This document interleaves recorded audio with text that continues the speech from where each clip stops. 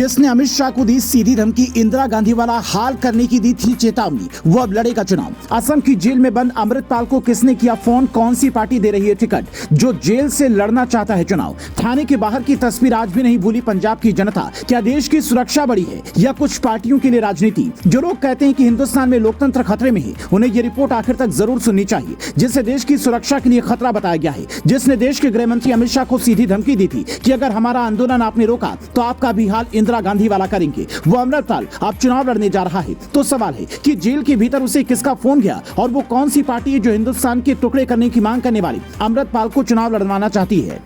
तो एक एक कर सारी बातें बताते हैं, लेकिन उससे पहले सुनिए कि अमृतपाल किस सीट से चुनाव लड़ेगा। ये इंडियन एक्सप्रेस की रिपोर्ट है, जो लिखता है कि अमृतपाल सिंह के वकील राजदेव सिंह खालसा ने यह कहा है कि अमृतपाल चुनाव लड़ने पर विचार कर रहा है। डिब्रूगढ़ जेल में 24 अप्रैल को जब अमृतपाल से मुलाकात हुई तो उसने कहा कि खडूर साहिब सीट से चुनाव लड़ेगा। सूत्रों के हवाले से इंडियन एक्सप्रेस भी ये लिखता है कि एक मेन स्ट्रीम पार्टी अमृतपाल को बाहर से समर्थन देने पर विचार कर रही है। अब वो पार्टी कौन सी हो सकती है, जरा सोचिए। बीजेपी तो होगी नहीं, क्योंकि बीजेपी का इतिहास बताता है कि उसके नेता ऐसे लोगों से 2 कदम नहीं बल्कि 2000 कदम की दूरी रखते हैं। क्या पंजाब का कोई क्षेत्रीय दल अमृतपाल को समर्थन देने जा रहा है? शिरोमणि अकाली दल ने उन युवाओं को कानूनी मदद देने की बात कही थी जिन्हें पुलिस ने अमृतपाल का साथ देने के आरोप में गिरफ्तार किया था। चूंकि इंडियन एक्सप्रेस ने मेन स्ट्रीम पार्टी का जिक्र किया है, तो क्या आम आदमी पार्टी अमृतपाल को समर्थन देने का मन बना रही है? क्योंकि इससे पहले कई बार केजरीवाल की खालिस्तान प्रेम को लेकर कई खबरें मीडिया में सामने आई हैं। या फिर वो पार्टी कांग्रेस है जिसे इस बात से तकलीफ है कि अमृतपाल के उन समर्थकों को क्यों गिरफ्तार किया गया जो उसकी मदद कर रहे थे। अमृतपाल के नाम पर युवाओं को क्यों अरेस्ट किया गया? फिलहाल इस बात की पुष्टि नहीं हो पाई है कि कौन सी पार्टी अमृतपाल को समर्थन दे रही है।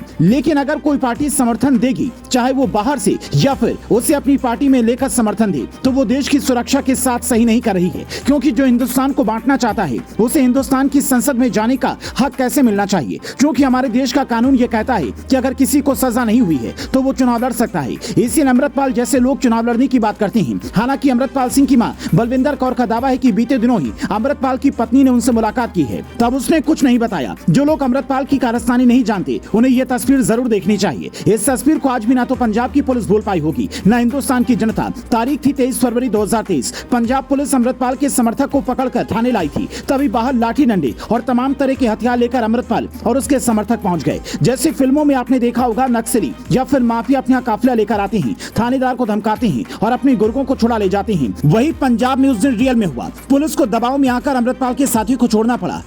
तो कानून तोड़ने वाले और लोकतंत्र के खिलाफ काम करने वालों को क्या कानून के मंदिर में कदम रखने या फिर उस प्रक्रिया में हिस्सा लेने का हक देना चाहिए? कमेंट कर आप बता सकते हैं।